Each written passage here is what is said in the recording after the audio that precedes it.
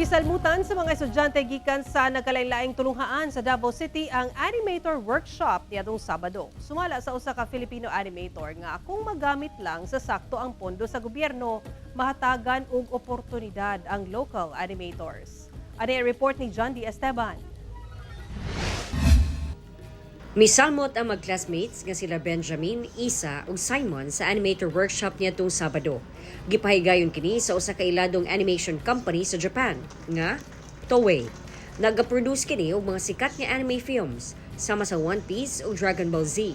Both daw nila nga makatrabaho sa animation industry pohon. I wanted to explore the animation and the elements. I wanted to know and see how the things work, and I also want to learn how to animate. So this is the first step for me.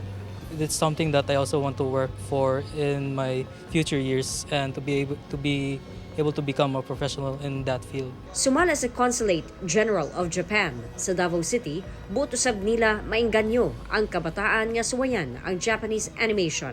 Labi pa nga nag-hire og gatusang Filipino animators ang naasoing animation company. Japanese animation is very popular, especially in the Philippines, especially among young people here. They hired more than almost 200 Filipino animators in Manila. So if they find a talented animator here in Davao, they might hire. Ang Filipino animator nga si Apollo Año Nuevo nagtuo nga daghang talentadong animator sa Davao City guban panglungsod sa nasod. Sagad lang manggod daw sa matagan og oportunidad mao ang mga naa sa Metro Manila. Maraming magagaling na na animators, especially mga locals. Magagamit lang ng tama yung funding sa mga especially sa mga schools or studio player ng animation, siguro mas maraming mas okay magturo. Ginalantaw niya nga hulga ang AI sa ilahang trabaho. Threat yun sa industry. Kasi kaya na nilang i-manipulate eh. Hindi ako pabor na gamitin na AI yung production sa animation.